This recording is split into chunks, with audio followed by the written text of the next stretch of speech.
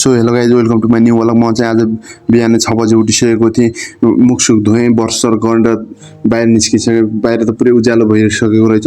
बाहिर उज्यालो भएकै कारण मान्छेहरूको चहलपहल भइसक्यो, किनकि यहाँ मान्छेहरू बिहान बिहान एक्सर्साइज मर्निङ वाकमा गइरहेका हुन्छन्। त्यसैले म पनि मर्निङ वाकमा गएँ। म पनि दौडिँदै थिएँ र मलाई एउटा कुरा दिमागमा याद आइहाल्यो।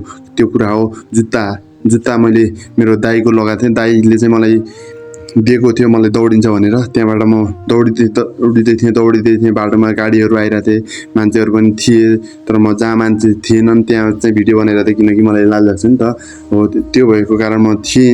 अब दौडिँदै थिएँ। अब त्यहाँ मान्छेहरू चाहिँ यस्तो चहलपहल, अब म पनि चहलपहल दिएँ। अब दौडिँदै चहलपहल दिएँ होइन। त्यहाँ तल गइरहेको थिएँ। त्यहाँ अगाडि आर्मीको तयारी गर्ने मान्छेहरू भेटिरहेको थिएँ क्या होइन, भेटिरहेको थिएँ। त्यसपछि म चाहिँ दौडिँदै भिडियो बनाउँदै गर्दाखेरि अलि नराम्रो देखिएको छ होइन, मोबाइल क्वालिटी पनि त्यस्तै भयो होला।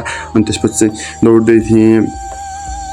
अनि त्यो मेरो सिक्री चाहिँ हल्लिरहेर चाहिँ कस्तो मैले अहिले आएर गरिदिइराखेँ होइन। दौडिँदै थिएँ, त्यहाँ पुरै पसिना आइसकेको थियो क्या, पुरै होइन पसिना आइरहेको थियो। अनि त्यसपछि गएर यहाँ भुइँमा राखेर भिडियो बनाउनु खोजिरहेको थिएँ। भिडियो दौडिएँ, मोबाइल चाहिँ भुइँमा खसिहालेछ होइन। त्यसपछि चाहिँ त्यहाँ केटाहरूलाई भेटेँ, कुराकानी गरेँ होइन।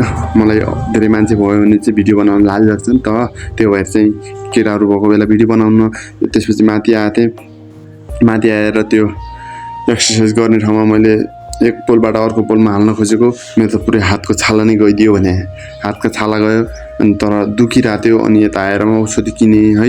ल आजले यति गाइज, अब चाहिँ भोलि भेटौँला। Thank you.